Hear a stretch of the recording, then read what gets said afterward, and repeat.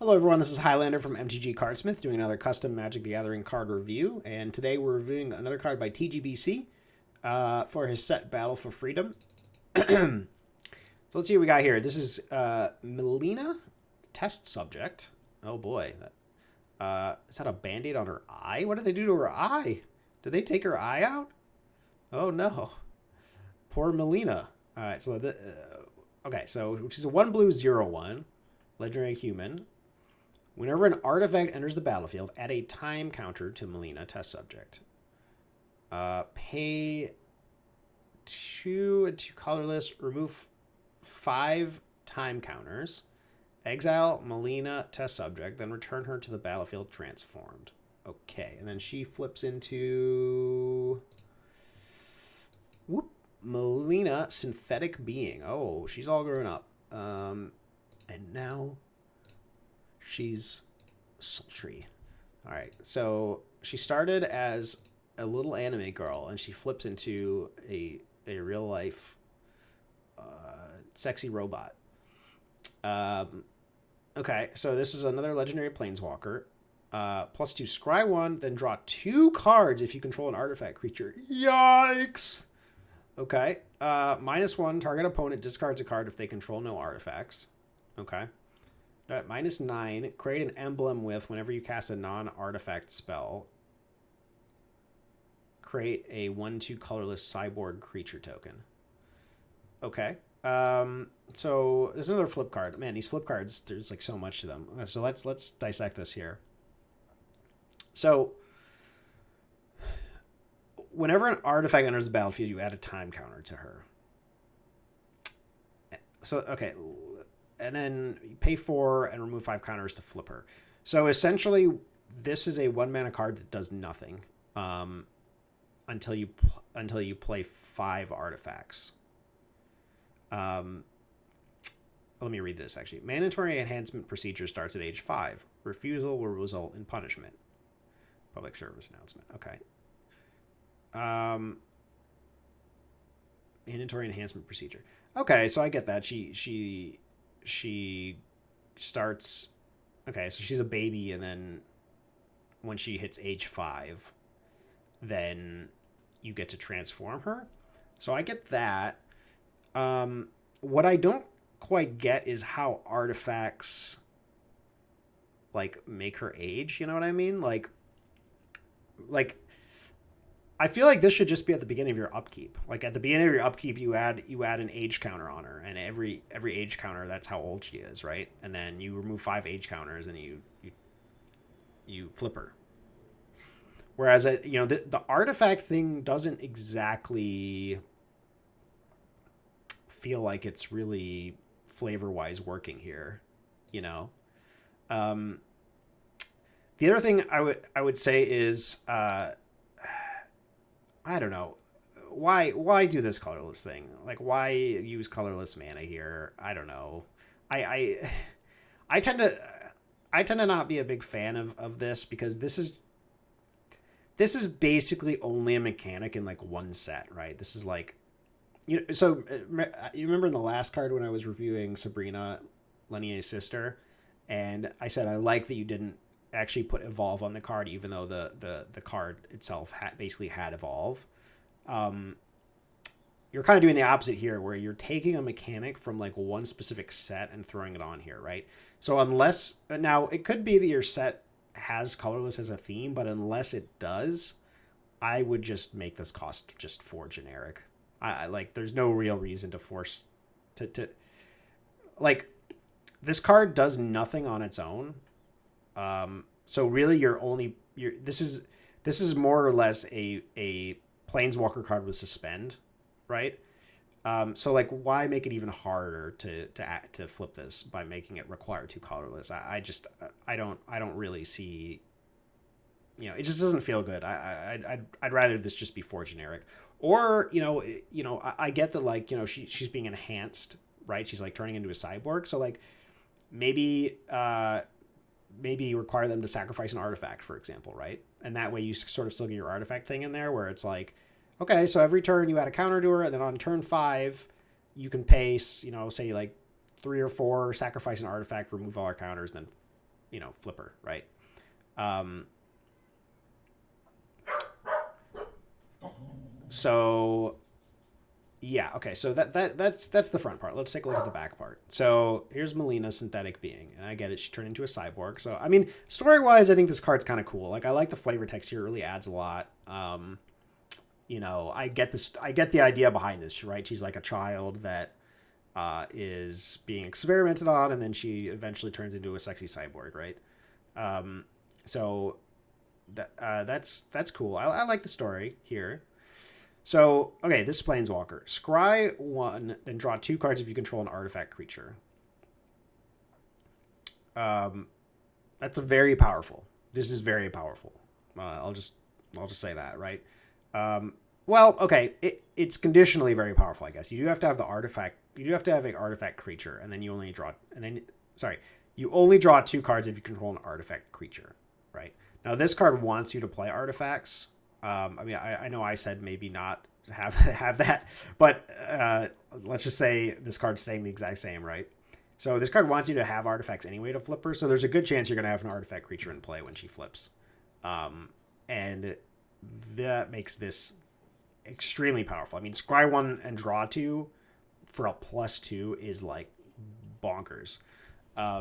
Let's take a look at Tezzeret. This kind of reminds me a little bit of Tezzeret. What am I doing? I need to be on Scryfall, guys. Scryfall, Tezzeret, Artifice Master.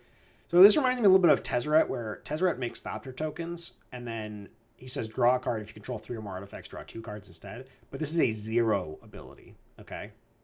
So this is similar in that it's like a conditional draw 2, but it's a 0. Here you've got a +2 that scries 1 and draws 2, which is better than what this does if you meet the condition. I mean, granted, if you don't meet the condition here, this card doesn't do anything. Or excuse me, this is only a scry 1. Yeah, so like once again, this is like really high ceiling, really low floor. But regardless, it's a +2, which is...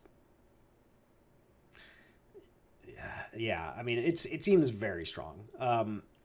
This -1, target opponent discards a card if they control no artifacts. So,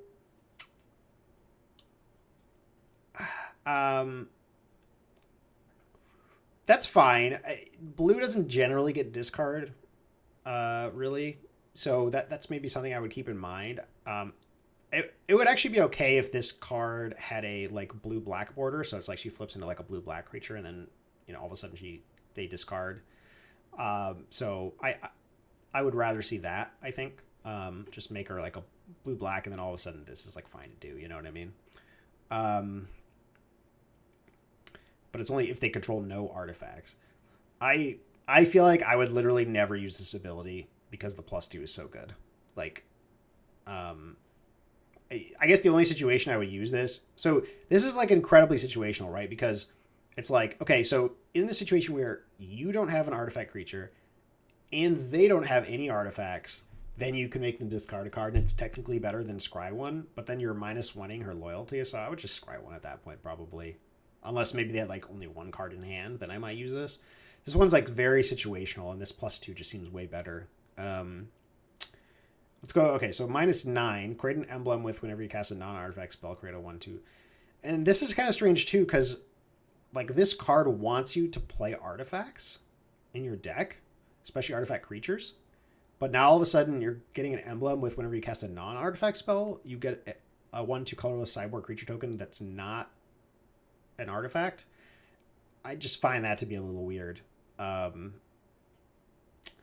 So yeah, like the front side of this card, other than the issues that I mentioned, which are really more like, they're not so much gameplay issues. They're more like templating issues. Some sort of design choices you've made. I actually really like the flavor of this one a lot. Like I think it's cool. It's this little girl who once she hits age 5, when she hits age 5, they do experiments on her, right? And then they turn her into a cyborg killing machine or whatever. But here, the abilities just seem the the balance of the abilities just seems off here. Like the +2 seems incredibly good, and the -1 seems like not good. Like I would rather see these flipped or somehow modified. And the emblem, like, honestly, doesn't really even seem that good, because it's like, okay, I want to play artifacts in my deck, but this emblem, like, rewards me for not playing artifacts, and my reward is a 1/2.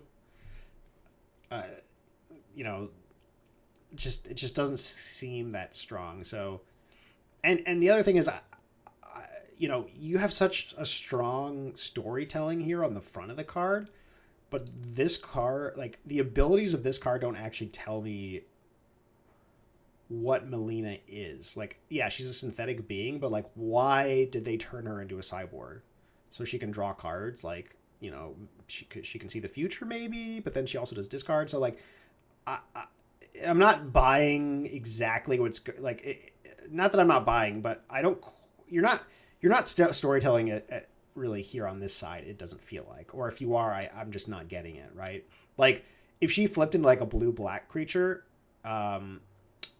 that like did some sort of like killing, like you could maybe like -3 her to destroy a non-artifact creature or something like that.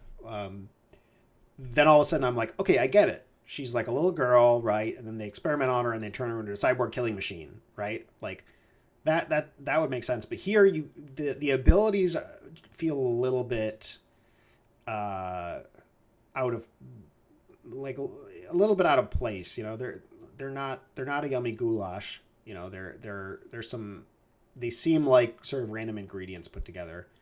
And again, I mentioned the balance, like the balance of these abilities doesn't feel, it feels like I would basically just be +2ing this thing forever, and I would never really use these other abilities, except for under like very rare circumstances. So yeah, so I really want to like this card because again, I love the front side of this card other than the issues I mentioned, but the back side I think kind of ruins it a little bit. So I'm going to give this one, I would give this a 2 out of 5, except for the fact that I really like the flavor and the story you're telling with this front side. So I'll give it a 3 out of 5, but I think that there are certainly some issues with this card, and I would love to see this card remade and sort of you know, reworked a little bit, because again,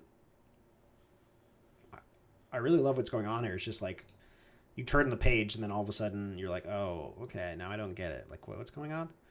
So yeah, 3 out of 5 for me, for Milina. And thank you guys for watching.